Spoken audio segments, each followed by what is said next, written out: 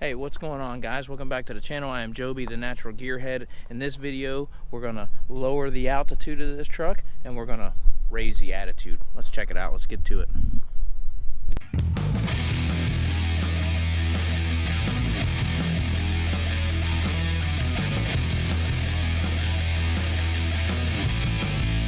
Alright guys, so what we got going on today, we're working on this little white S10 right here. This is gonna be my daughter's first truck, so she's gonna start driving here. She gets her permit in a couple weeks, so we're trying to put this truck together. She wants it to look a little cooler on the outside. We've already kind of went through the inside.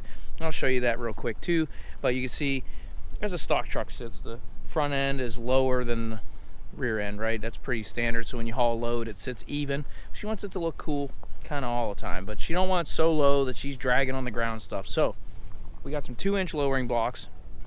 I'm gonna jam in the back of this thing and kind of let this sit even all the time. That gives it a nice look, and then if you put wheels or tires or anything on it later down the road, that just complements everything. So that's what we're looking to do, but we got to get it in the shop first, get it on the lift, so I can show you how to do this. Just give you a quick rundown of the parts I got and how easy it is to do. Shouldn't take you very long, so let's just run through this real quick, and let me show you what I got to do to get this in the shop first.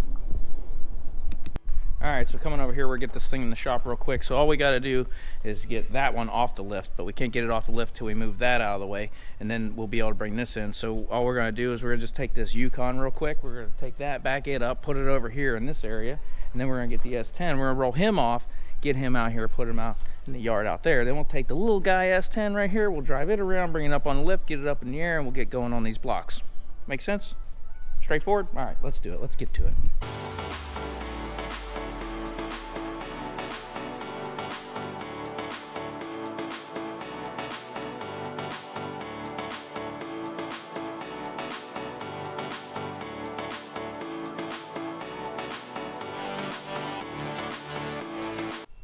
Alright, so to start off, we got this kit right here.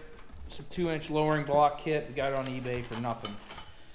Just cheap. They're like, well, not nothing. It was probably about 40 bucks. So, it comes with some U-bolts, your lowering blocks. These are the 2-inch variety. It's got the locating pin there. Not the most expensive blocks in the world, but they'll get the job done for what we need. Now, the problem is, these U-bolts that most of these kits come with, okay? They'll come with U-bolts, but these particular ones are usually for like, I don't know, this is maybe a 3 1/4 inch spread, 3 1/8, something like that.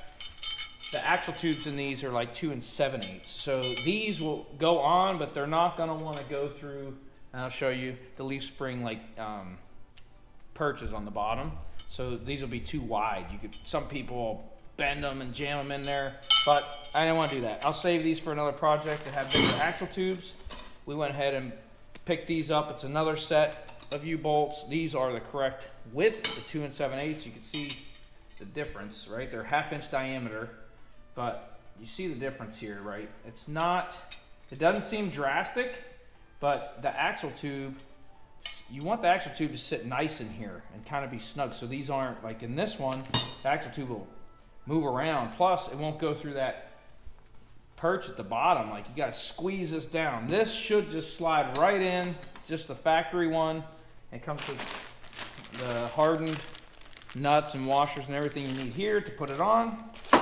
These are, I don't think we're gonna use them unless we need them on this particular truck, but these are wedges that you can buy. So this is a 2 degree, so that you can stick into a correct for pinion angle, because as you lower the truck, the pinion angle changes, and if you're doing like, this is only a 2-inch, this ain't too bad, but a 3-inch, I would definitely be looking into adjusting pinion angle.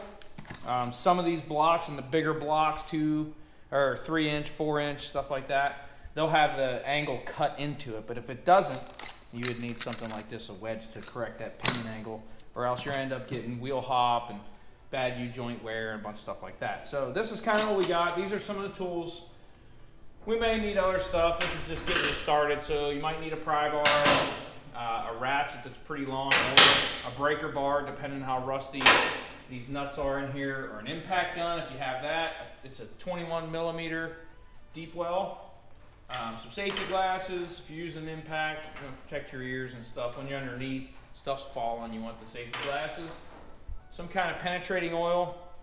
I'm using PB Blaster, but you can use Aerocoil, I like that a lot. You can use WD-40, just something to put on the threads to help that come down without too much trouble or galling them or getting locked up or anything like that. So we got all this stuff, we went over it. Let's go underneath and I'll show you what's going on under there. So we're under the truck, got our headlamp. These are the perches I was talking about. So we're gonna take these 4 nuts off. I might take the shock off. I'm gonna see if the shock will allow that to come down enough to swing it out of the way and be good there. We got it jacked up by the frame because the axle tube is on top of the leaves, right? So it'll, coming up by the frame, it'll bring the leaves up. This is sitting here. When we pull this down, the locating pin should keep the axle right there. Make sure your tire's chocked so that the truck don't roll away when you're in the air.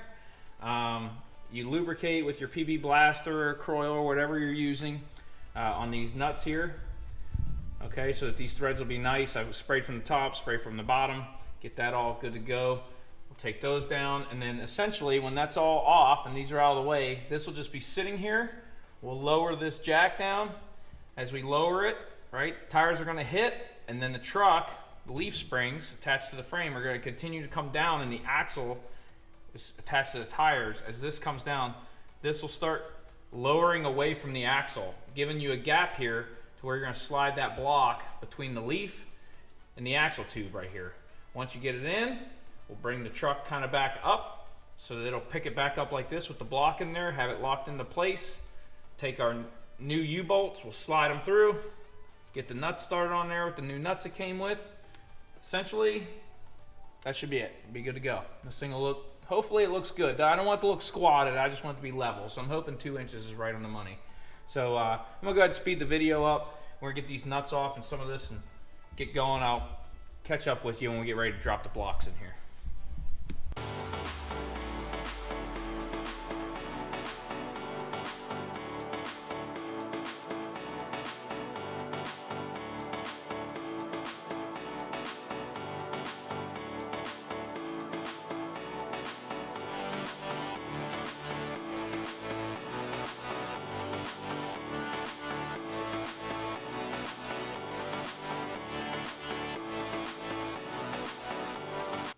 All right, guys, we're back. So took the bolts out. You can see we left the shock right on. This just rotated out of the way. That's what I was hoping for. Here's the old U-bolts. They're not terrible. I'm gonna hang on to those. Could use those for something down the road. And you never know. So that's out of the way. So if you can see right here, now I chalked this tire, both sides, okay? So when you lower it, the axle is just sitting here. Like it can roll off, it can roll sideways. So I did put chocks on both sides, both tires, both sides of the tire, try to keep it located about where I want it. As I lowered this down, the leaves come down, it gives you this big gap. That's where our block's gonna go. I don't know if you can see it, but there's a pin up here, okay, a locating pin. And it looks just like this one, right? So it looks just like this. So that's what holds it, like aligns your rear end and everything and makes sure everything's centered on the leaf spring. It's where it needs to be. When you clamp it together, that helps keep it right in that spot. But it locates the rear end. They call it the locating pin, okay? It bolts in right here. See, it looks similar here. We also got a hole here. So what that's gonna do, your block's gonna go in like this. The pin is gonna drop in this hole to locate that, and then this will locate the rear end. So you're basically just setting it in just like that. Also, you want to make sure you get the right block to where it's the width of your leaf spring, okay? You can see this fits perfectly. It's just inside the leaf spring, because when you get your U-bolts, let me show you,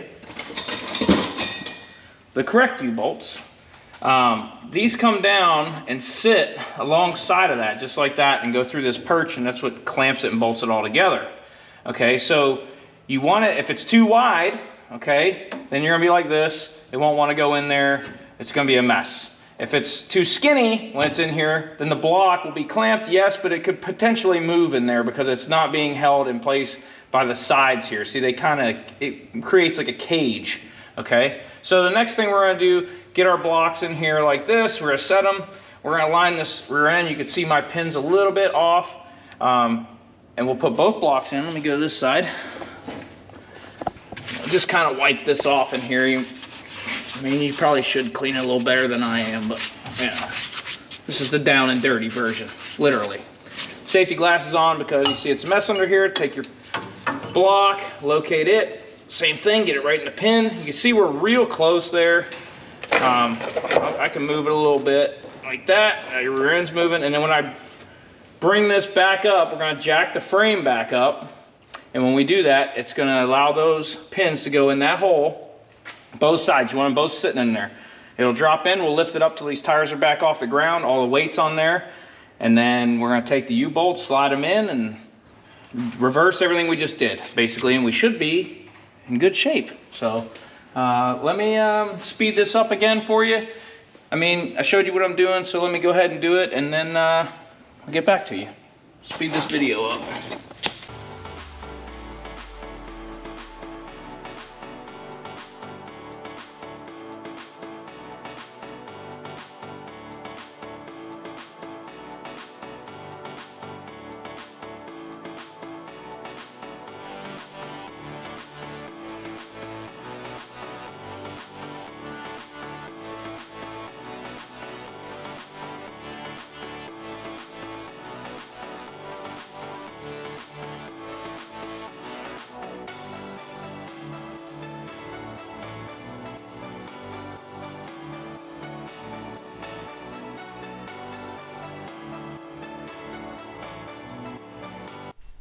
All right, welcome back to real speed and real life. All right, so you've seen a real fast version of what happened, and I explained it to you before we did it, blah, blah, blah. And got the block in. As you can see, these run down real nice right here. They fit the tube good. Now, you can see how long these are, right? They're extremely long. And I'm gonna come in and cut this off, right? Because I don't like them hanging this low. And the other problem you run into is your socket, right? It's a deep well.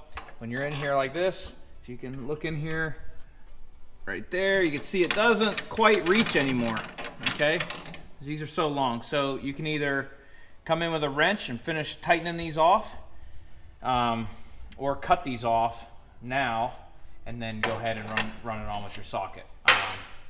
So I've got them all snugged up. I'm gonna go ahead and cut it and then finish it off with the socket. The other thing I wanted to run by you real quick and just kind of give you just a kind of how-to, I guess, if you're not super familiar. When you're tightening something like this with it's got a pad or whatever, even a carburetor, right? You want to do it a little bit of a pattern. You want this to come up square, so you want to be moving around, you know, kind of tighten this, tighten that, kind of move it around, bring it up even. Also, the U-bolt, you can see these little tails sticking out, the ends of the threads are all about the same. They're all even on both sides, this side and this side. I got them all pretty much even, okay? And that's what you want. If you just run one up and it starts to walk that thing around and you try to tighten this, you're gonna have less threads on this side, more on this side. The U-bolt's gonna be sitting all crazy like this. It's not gonna be doing what it should be doing. You want it pulling straight down right from the center of that U-bolt. So you wanna keep these even and tighten it down evenly on both sides. That way it'll bring it all up nice. I'll cut these off. You can use a cutoff wheel, you could use a hacksaw, you could use a die grinder, you can use a sawzall maybe to get in there. You just gotta be careful because when you come in and cut it, you might mess these threads up a little bit. So sometimes, that's why it's better to get this on, honestly, and then cut it, right? Some people might measure it and be like, oh, that's close enough and whatever, and cut it before you even start installing. And I mean, that's a little slippery slope for me. I feel like if you cut too short, you're screwed, right? You want some sticking out. You can even leave them like this if you want. I'm just worried about them being so low. You can see the tire here. There's not a whole lot from the ground. So if you go over something, you might smack that, right? So I'm just gonna cut it and leave some. You wanna leave some threads obviously sticking out. At least probably 3 threads, right? That's kind of the standard, 1 to 3 threads for engagement. So, but I'm gonna leave a little more than that. I'm gonna leave at least half a dozen in case for some reason these loosen up over time and I want to add lock washer or whatever. I can come in and I have room to add that, and I'll still have that thread showing. So I'm going to go ahead and cut these off and finish tightening this up all the way and get it on the ground and see what this thing looks like. So I guess I'll cut it off, but I could speed up the video. There's no sense in you watching me sit here for however long it's gonna take me to buzz through these. But let's do that real quick. Go ahead and cut them off.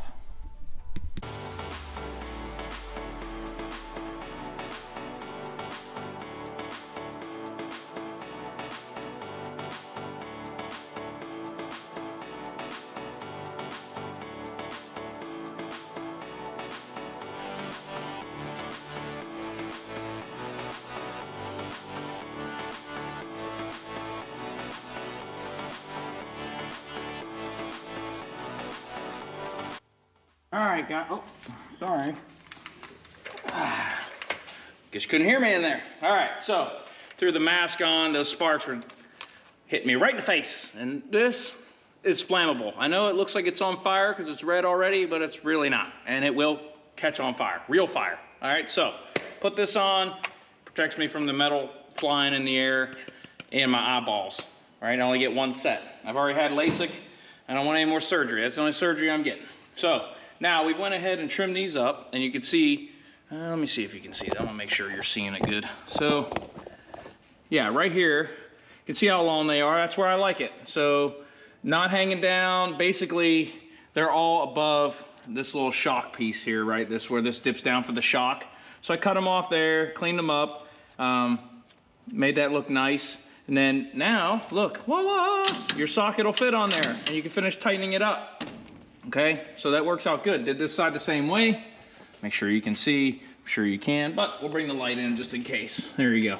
So same thing, all about the same, all higher than this basically. So this would hit or whatever before these hit. I didn't like them hanging way down. You could leave them if you want to, but it's gonna be better like this, I think. You don't want to catch that on anything. But so that's that. And this is this. So you can see them. I'm gonna make sure you're seeing them. All right, so now next thing will be to lower this truck down. Once you got these all tightened in place and everything, next thing's gonna be to do is lower it down, get it back on its wheels, see what this thing looks like. And hopefully it looks better. 2 inches isn't a whole lot when you're lowering a truck like this. I mean, it definitely should level it. It's just sometimes you might be like, wow, how much did that really do anything? You know, but we're gonna find out. We're gonna lower it down and take a look. Stay tuned. Let me get this thing, I'll speed you up is what I'll do. And we'll get to that point and then we'll slow it back down and you can see what it looks like. Let's go.